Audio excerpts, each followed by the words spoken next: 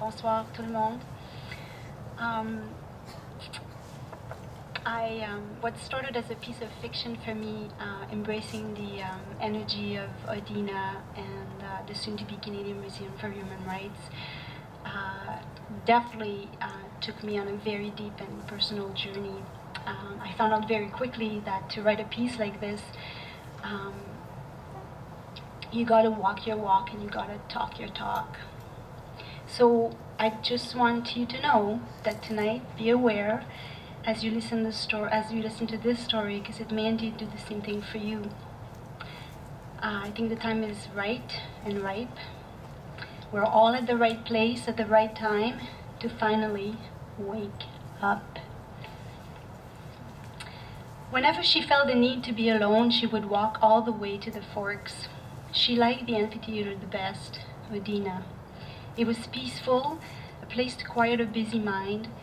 She reached in her purse and pulled out an ordinary candle with a blackened wick. She then took her iPhone and started texting. Got your gift this morning all wrapped up in my mailbox. It's not my birthday, you know. I have to say it's a bit weird, don't you think?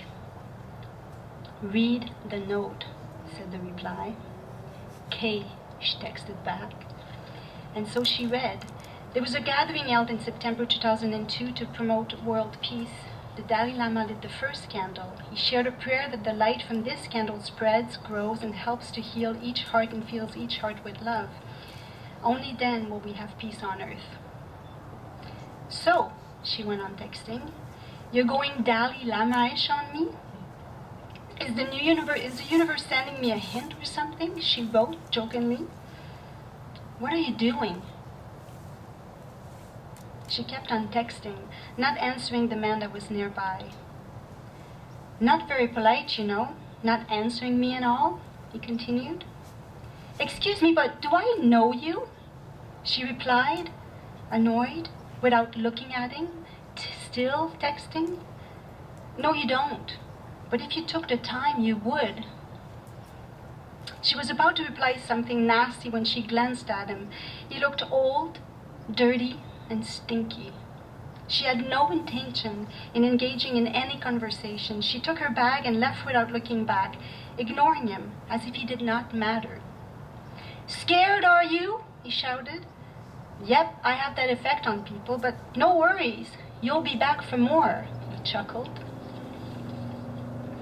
That evening, her son came home with a book called A Place Not Home by Winnipeg author Eva Wiseman. As a 12-year-old, he was quite interested to learn more about his history. She asked him what the book was about, and he carefully chose his words. It's about a young Jewish girl named Nellie.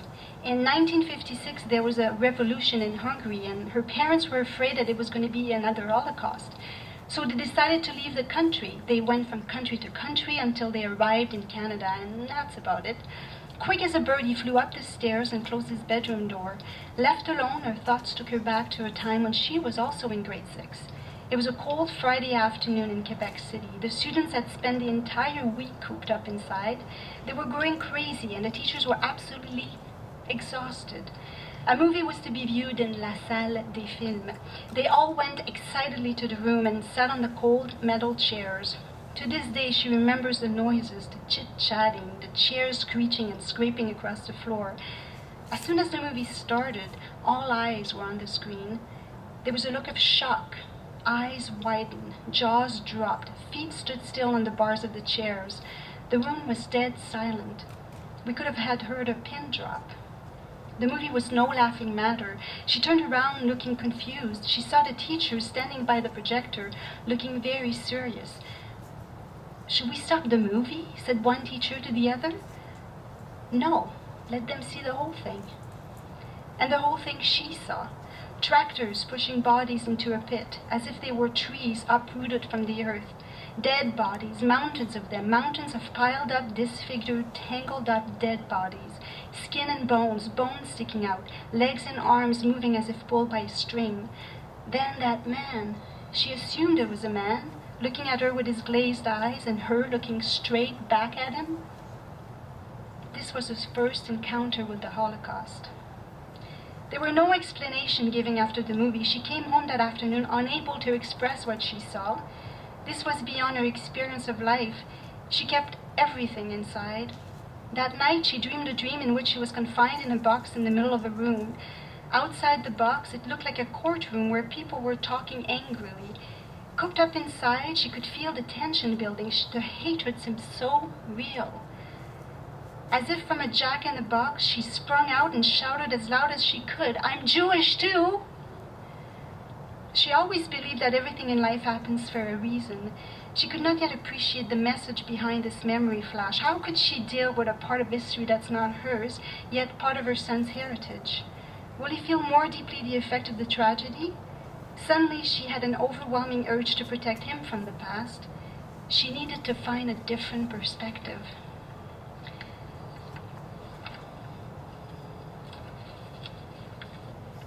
The next day, she went for a walk with her husband. She told him everything that was on her mind. He quietly took everything in, but when it came to the part about the different perspective, tension grew very quickly. You want a different perspective on the Holocaust? Well, I guess you could have the perspective of Nazis. Come on, there's no other perspective. What happened was horrible, and you can change that. You can protect our son from all the horror. He has to learn it the same way that I learned it. She was shocked. She tried to explain that she was looking for stories of hope in times of war, but every time he cut her off. She was going nowhere with that conversation. The more she tried to explain herself, the more confused she felt. Her husband is part of a generation where the Holocaust has not had a close impact on his life. In fact, his life has been pretty blessed so far. What he has learned from the Holocaust, he has learned from history books or from stories passed around. His parents were born here too, and his grandparents came to Canada before the First World War, yet she knows this. The pain of the Holocaust is within him, and it is passed from generation to generation, never to be forgotten. I understand that no one wants to forget, but can you ever forgive and let go? Can anyone heal without forgiveness and letting go? She said, all choked up. I don't think you can understand. He paused. Oh, I know exactly what you're about to say, because I'm not Jewish, right? How can we truly start communicating if deep down we feel the need that we need to be from the same background to understand each other fully? They walked silently for a bit. Do you have hope? She said in one last attempt. Hope? I'm afraid there's no hope in human nature. History keeps repeating itself. You just have to read the news. The whole world seems at war. Just look at the Middle East right now. Or how about some of the genocides since the early 80s? Iraq, Afghanistan, Rwanda, Iran, Yugoslavia, Liberia, Syria, to name just a few. There's even a new form of anti-Semitism emerging in the world that's quick to criticize the state of Israel. Look, I'm just saying that it could happen all over again. It's all based on hatred, ignorance, and ultimately it's based on fear. Yes, I know, she said with a sigh. It's in our nature to fear what we don't understand. The world is filled with stories like these, but it goes deeper than that, doesn't it? She continued, not noticing that her husband was answering a text. It's not just about fear, it's about all of us not connecting anymore. At the source, we all want to matter, to love, and to be loved. But we keep betraying ourselves over and over. What we see in ourselves, we do not instantly recognize in the other. My hopes, my needs, my fears are not the same as yours. It's way easier to see the other from our own perspective. I'm better than you are. I'm right and you're wrong. I deserve everything I have because I have worked hard for it. You're just being lazy. I want you to look at all the good things I do. Stop judging me. I feel insignificant. I don't understand you. I hate you. We keep justifying every thought we have, every action we make. We gather people around that agree with our justifications, so we keep the separation wheel alive. Could you just stop texting while I'm talking to you? And she smiled. Just like that, realizing that in that instant, she had come full circle. How ironic, her husband was doing to her what she had done to the man early on. He ignored her in the blink of an eye, as if she did not matter. Yes, the universe was definitely sending her an end. She needed to be alone, again. So she went back to Oodena, just like the old man had predicted. She was hoping that the silence of the place would help her process all that had happened. She reached in her purse and pulled out the tea candle she had lit the night before. She then closed her eyes and breathed. Each breath brought her deeper into herself. As if in a dream, yet fully awake, she saw a forest filled with trees of all sizes and shapes. They were standing side by side, closer than she would ever feel comfortable, not touching, alone, it seemed. Far beneath her feet, deep into the earth, she saw their roots, all tangled up, supporting each other, all interconnected. Strangely enough, this did not disturb her. It felt cozy and right. "You saw it, didn't you?" said the old man, sitting beside her, not too close, just close enough. "Yes, I did. We are all the trees, aren't we?" "I owe you an apology," as she reached for his hand and put the candle in the middle of his palm. "Wow, a peace candle. Sweet, thank you." And as he looked in her eyes, she looked straight back at him. His eyes were so alive, pure, wise. She felt so alert, as if she knew her place in the universe. It was as if she was the earth, the wind, the fire, and the water all at once.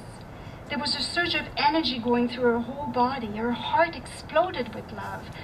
"Oh my God," she cried softly. I get it. I see you. I truly see you." "No," he said. "You see yourself. Welcome to the world. You just woke up."